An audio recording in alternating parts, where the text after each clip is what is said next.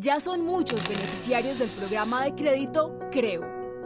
El gobierno está haciendo por esto, por los pobres, para que uno pobre tenga más proyectos adelante, progresar, tener un buen futuro más adelante con los niños. Yo me acerqué al banco, pregunté que si yo podía sacar un préstamo, salió el préstamo fácil, contenta, feliz, porque salió todo súper bien, no rechazo, ni eso fue así.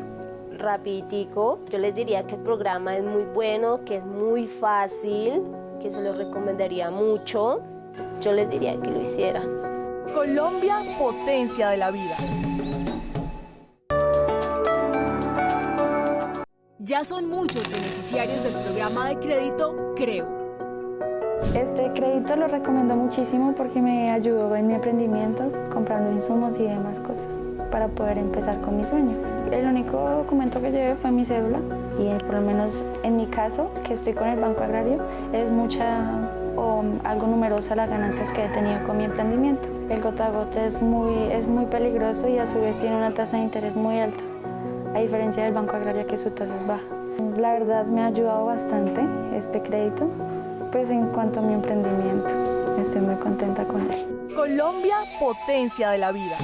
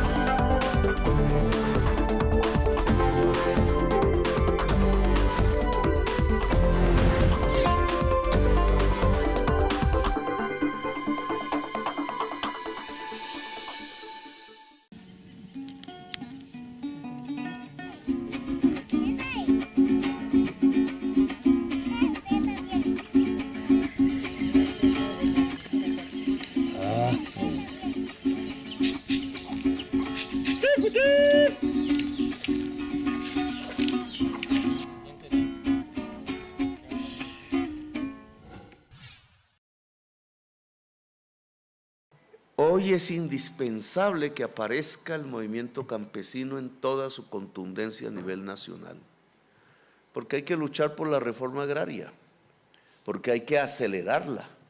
Las zonas de reserva campesina pueden ser maravillosas y nosotros tomamos esta zona como una de nuestras banderas. En esta región pues, uno ha llegado a luchar la tierra, a trabajar, pero sin ninguna ayuda, ¿sí? Y uno que ya diga, tengo 10 búfalos. En el marco de la alimentación nos cambió la vida también porque tenemos el por qué estar dentro de la zona de reserva campesina. Eso nos ha dado estabilidad en el territorio.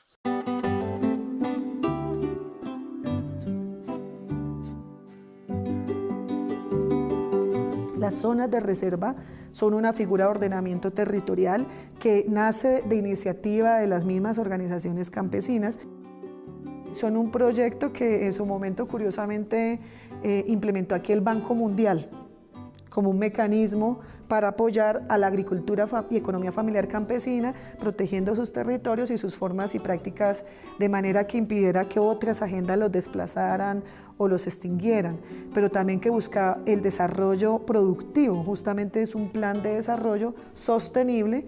Hoy hablar de sostenibilidad está a la vanguardia, pero estas zonas se inventaron desde la década de los 90, ya se pensaba en la necesidad de hacer desarrollo productivo, no solamente pensando en el predio individual, sino en la noción de una territorialidad que tiene que ordenarse en torno al agua, en torno a la vida, en torno al desarrollo. ¿Qué pasó? Que estas zonas de reserva campesina se establecieron en donde había una gran fortaleza organizativa campesina, que coincidieron con zonas de conflicto armado y violencia y presencia de grupos ilegales. La apuesta por las zonas de reserva campesina como territorialidad, ¿cierto? Como una apuesta colectiva de organización del campesinado se reactiva, vuelve a tener como esa fuerza con el actual gobierno, porque en el pasado han sido estigmatizados, ¿sí? La organización campesina históricamente ha sido vista con recelo, ¿no? Porque se le asocia a algo que no han querido en muchas regiones, principalmente los grandes terratenientes y los grandes poseedores de la tierra, es que el campesinado esté organizado, que pueda acceder a través de su organización y a través del trabajo colectivo a la tierra. Ese es el todo. Para mí, como estar en esta zona de reserva campesina, como campesina antes de en esa iniciativa tan importante que se crearon los campesinos y campesinas que pensaron en esa iniciativa y que ahí entramos nosotros en esa iniciativa tan importante, pero fueron hombres y mujeres que llegaron pensando en que era posible que en esta región tan olvidada pudiéramos hablar de esa zona de reserva campesina. Y ahí estaba yo en ese crecimiento y en esa formación pensando de que esas figuras, sin conocerla tal vez decía uno, qué figura es y cómo nos va a amparar también. Y yo creo que hoy nos sentimos mucho más aferrados a la tierra, mucho más orgullosos de vivir en un territorio como estos, pero también eso nos da capacidad de ordenar nuestro territorio. Las zonas de reserva también son eso, cómo ordenamos nuestro territorio, cómo nos lo pensamos.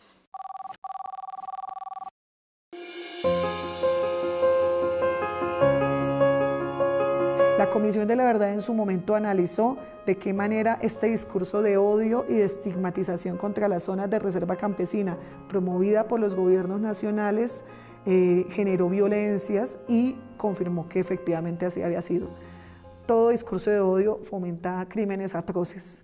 Entonces las zonas de reserva campesina, que en su primera época en el gobierno de Samper fueron 6 zonas de reserva campesina, fueron objeto de todo tipo de violencia, desplazamiento forzado, desapariciones forzadas, masacres, en fin, lo que buscaban era volver estas zonas escenarios de la guerra y bajo el señalamiento de que se trataba de organizaciones y familias farianas, fueron objeto de todo tipo de persecución y violencias.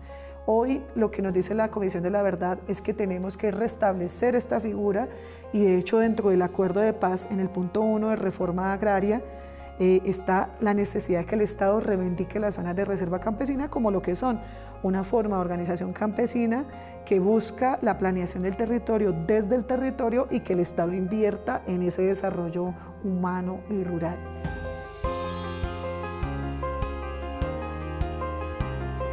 Las reservas campesinas estaban en la Ley 160 de 1994, pero estaban escritas en el papel. Y fueron las movilizaciones de los años 94, 95 y 96 las que obligaron al gobierno a ponerlas en práctica. Esta fue la gran lucha. Aquí empezamos a hacer realidad la implementación de las zonas de reserva campesina como expresión de la lucha campesina, de la resistencia campesina y su interlocución con el Estado, ser reconocidos por el Estado. Hoy dentro de la necesidad de cumplir el acuerdo de paz y dentro de la reforma agraria están las zonas de reserva campesina, porque son zonas en donde hay vastos territorios, o sea, podemos intervenir masivamente y por barrido, donde el Estado ha sido ausente.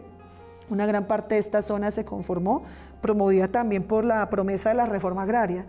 Entonces, por ejemplo, toda esta zona del Caquetá y Guaviare, cuando los campesinos sin tierra del Tolima, Huila y Santander llegaban al Estado en la época de los 80s o 90s a pedir tierra, lo que hizo el Estado fue mandarlos a la selva. Y la política de reforma agraria en ese momento era, vaya, tumbe monte, y cuando lo tumbe yo algún día voy a llegar a darle los títulos de propiedad. Y eso nunca pasó. Entonces la gente terminó en la mitad de la guerra y después señaladas y excluidas de la vida colombiana. Son zonas grandes, hartas familias, organizadas, con proyectos de desarrollo que ellos mismos han conformado. Si tú ves, por ejemplo, la zona de reserva campesina del Losada Guayabero, que es la última que aprobamos y que yo tuve la oportunidad de ir a entregarle a la comunidad, agrupa a 20.000 personas que están asociadas allí, que tienen distintas formas de desarrollo, que tienen apuestas. Ellos dicen, nosotros queremos conservar la Amazonía de esta manera o lo hemos hecho de esta manera, que saben cómo recuperar la selva, cómo hacer prácticas sostenibles y que lo que necesitan es que el Estado llegue, les reconozca primero su seguridad jurídica, pero también haga inversiones para que esas apuestas de vida y productiva sean cada vez mejor.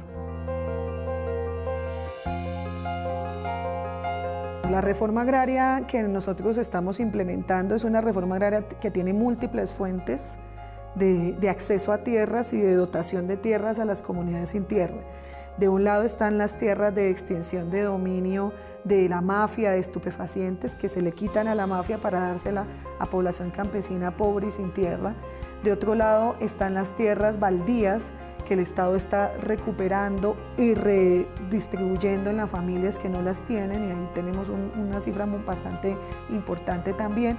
Y de otro lado vienen las tierras que estamos comprando con crédito en condiciones especiales y con financiación a largo plazo. La riqueza está en hacer producir la tierra. Por tanto, lo ayudamos, va a ser más rico y van a ser más ricos los campesinos porque pueden producir en tierra fértil. Y va a ser más rica Colombia porque se puede alimentar. Y esa es la base fundamental de la paz.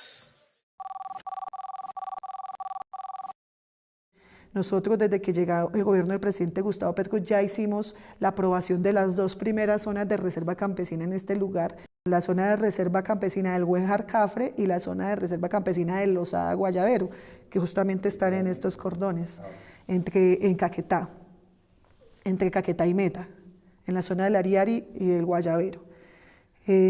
Esto es el corazón, pues, de este lugar donde hoy tenemos necesidad de intervenir, y hay otras 8 zonas en proyecto de constitución, y la idea de nuestra apuesta de reforma agraria allí es que las mismas comunidades organizadas en zonas de reserva campesina, con sus planes de desarrollo que ellos mismos formulan desde abajo, que son planes de desarrollo sostenible. O sea, ellos no son un plan de desarrollo productivo que dañe la selva o que genere un impacto ambiental, sino son de sostenibilidad ambiental, incluso de cambiar sus formas y prácticas de vida apoyadas por el Estado hacia prácticas sostenibles de recuperación de la naturaleza. En Colombia ya hay 12 zonas de reserva campesina constituidas, 5 de ellas aprobadas en el gobierno del presidente Gustavo Petro.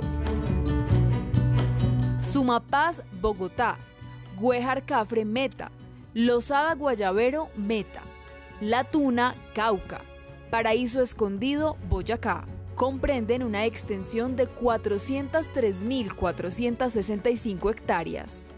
Y actualmente el gobierno entonces está haciendo proyectos productivos con base en ese conocimiento que tienen los campesinos, acompañados también con asistencia técnica, con tecnología, con innovación, y permite también a este campesinado adaptarse al cambio climático o a la crisis climática que hemos visto con el fenómeno del Niño, pero previamente con el fenómeno de la Niña, y hacia un conocimiento y un uso productivo, sostenible del campo.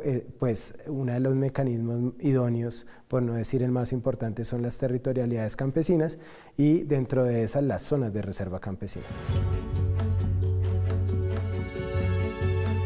Esta es una zona de reserva campesina muy importante.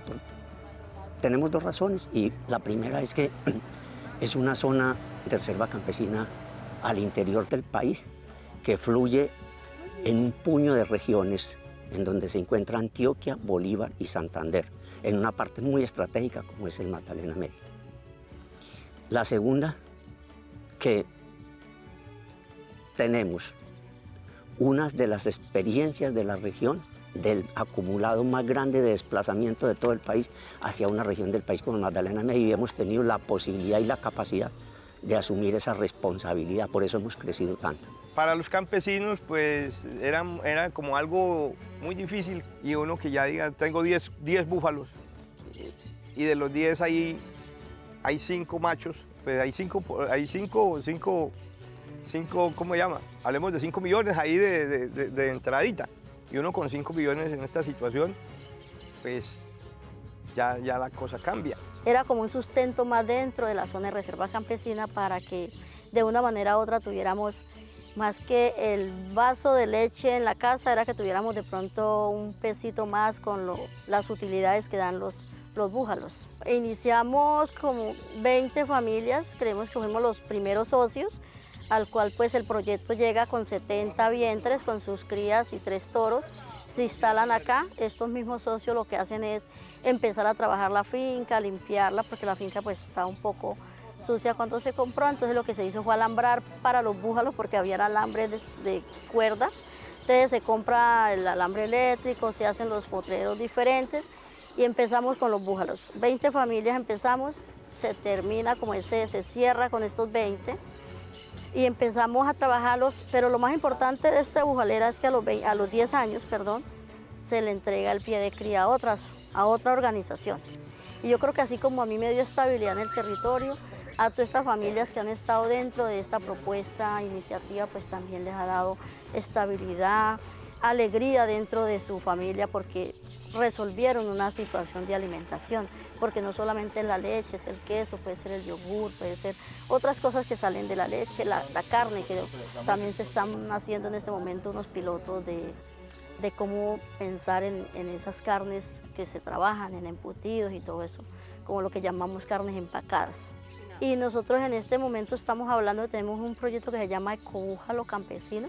Hoy estamos hablando de unos productos donde estamos sacando salchichas, chorizos, hamburguesas, carnes de cortes finos, al cual pues es un valor agregado que se le da a los animales que van en pie, porque los mismos campesinos podemos venderle a la persona que está produciendo estos productos y también llegan esos mismos productos a las familias campesinas. Bueno, y también están abiertas porque hoy estamos hablando que tenemos esa iniciativa en Bucaramanga y Bucaramanga está exportando estos productos a otras partes.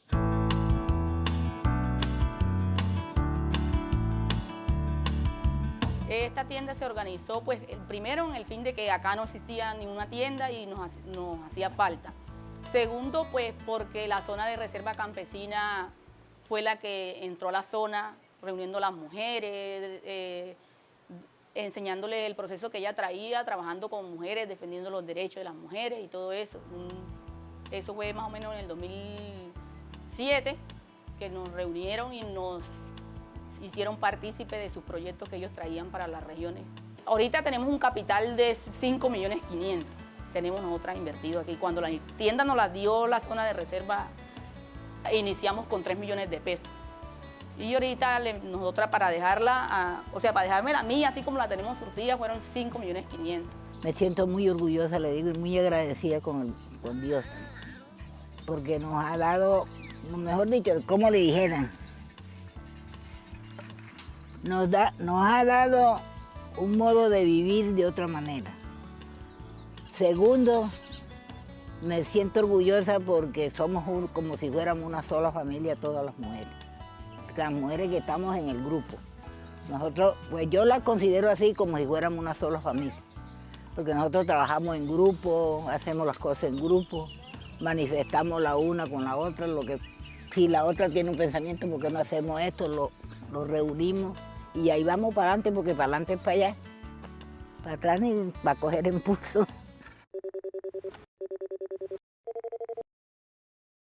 Las zonas de reserva campesina, al ser una manifestación de la gobernanza campesina y de la forma de ordenamiento territorial que tiene este grupo poblacional, busca también estabilizar la frontera agrícola. ¿Qué quiere decir estabilizar la frontera agrícola? Quiere decir que toda el área de bosque y de selva se consolide con un límite, ¿cierto?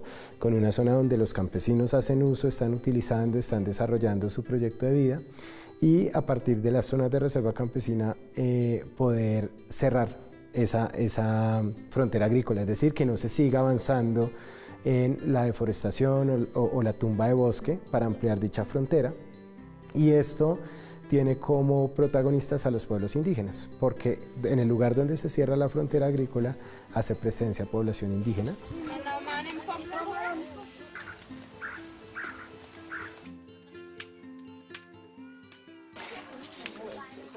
Acabamos de constituir una medida cautelar para proteger por primera vez en el mundo una protección de un territorio de unas comunidades indígenas no contactadas. Esto creo que es algo que el mundo entero va a observarnos. Ya empezaron a indagar sobre esto, porque esto no tiene precedente, que son la comunidad Yuripacé en la Amazonía nororiental. Ellos no saben de nuestra existencia. Entonces, ¿cómo sabemos que ellos existen? Porque algunos miembros de esa comunidad se han alejado tanto de su civilización que han llegado a zonas de asentamiento nuestro, entonces nos han conocido. Sobre los Yuripacé, son 2 pueblos indígenas en aislamiento voluntario, de los cuales se tienen indicios muy fuertes de su existencia. Hay fotografías aéreas, existen relatos de pueblos vecinos, existe evidencia de su existencia. Y estos pueblos que habitan la Amazonía Oriental son pueblos que están en aislamiento, que están no contactados por la sociedad occidental e incluso por otros pueblos indígenas. Nosotros con la ministra supimos de los Yuripacé por una serie de reportes de situaciones de minería ilegal que se venía presentando en la frontera con Brasil, que amenazaban fuertemente el río Puré, que es la cuenca del lado colombiano donde se encuentran estos pueblos indígenas. Esa minería representa una amenaza, primero porque hay actores armados detrás de la misma, porque la maquinaria que se usa cada vez está más río adentro y porque existe el riesgo eventual de un contacto. Lo que decidimos fue establecer una medida cautelar de protección del territorio Yuripacé en Colombia para que la civilización nuestra no avance hacia allá y les permita a ellos vivir en su entorno, en su cosmogonía y cultura, sin que sepan que nosotros existimos, porque en el momento en que tengamos contacto acabamos con esa civilización, como pasó con los Nukak Makuk en los años 80 y 90. La primera vez que los Nukak se acercaron a nosotros les dio una peste que acabó con más de la mitad de la población. Para nosotros como gobierno viene una tarea y es fortalecer la gobernanza de los pueblos indígenas vecinos, porque si se establece un fortalecimiento de esa gobernanza, pues ellos van a impedir que terceros puedan ingresar al territorio y a partir del ejercicio de su autoridad y sus normas de uso del territorio ancestral y tradicional de los pueblos no contactados, pues garantiza la prohibición de que los indígenas accedan, porque tienen el acceso a otros recursos y a otras zonas, no van a necesitar ingresar al territorio de los no contactados. Básicamente lo que queremos es conservar la Amazonía a partir de la conservación de los pueblos indígenas que todavía mantienen su cultura y su ancestralidad. Esa Amazonía profunda colombiana es hoy invaluable, más en este momento del cambio climático. En su momento, las titulaciones que se hicieron en los años 80 y 90 ayudó a que hoy gran parte de este territorio estuviera protegido, como los predios del Gran Baupés, por ejemplo. Hoy lo que queremos es retomar todos estos procesos que se habían quedado estancados y sin respuesta en las últimas décadas y acelerarlos para poder mantener la conservación de la Amazonía con la conservación de la cultura y los pueblos indígenas que allá habitan. Implica para el gobierno también un ejercicio de articularse con alcaldías, con departamentos, para que toda política que ellos quieran propiciar, como el turismo, no vaya a ingresar a esas áreas donde se presume o se sabe que hay presencia de no contactados. E implica también, por ejemplo, con la población campesina próxima a estos lugares, pues estabilizar y generar unas reglas de no ingreso. Yo estoy absolutamente convencido que hacemos la reforma agraria que la historia de Colombia no pudo hacer, que es el momento y que ese es el sinónimo de la paz.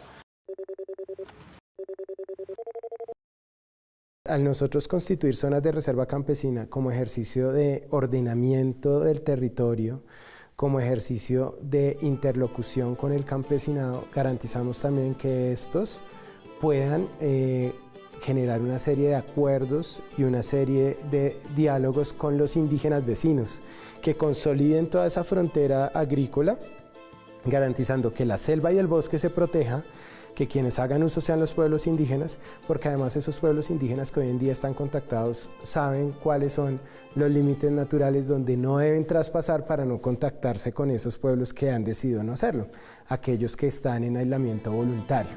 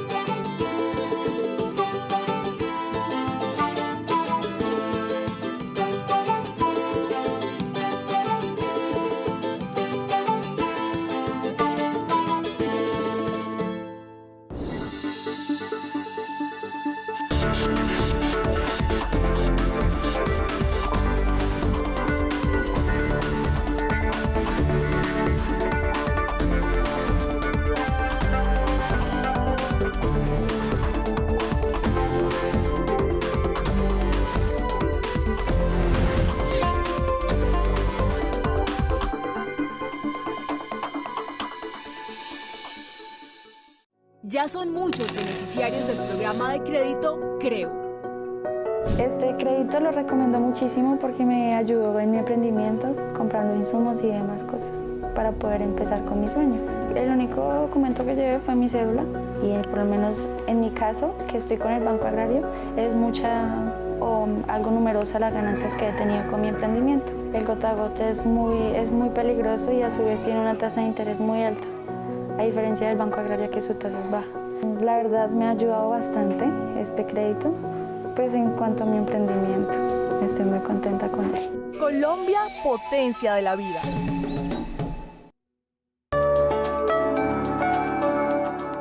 Ya son muchos beneficiarios del programa de crédito Creo. Yo fui beneficiaria del microcrédito. El Banco Agrario me prestó 4 millones de pesos. Acceder a este crédito fue muy fácil. Ellos vinieron, verificaron para qué quería el crédito.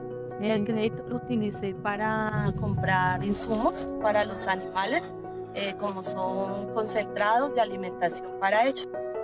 Primero pues fui y averigüé de que si yo tenía la posibilidad de acceder a un crédito. Me hicieron llevar unos papeleos muy fácil, lo básico. Luego como en 2-3 meses me llamaron de que ya mi crédito estaba aprobado. Lo recomiendo porque es muy fácil. Colombia, potencia de la vida.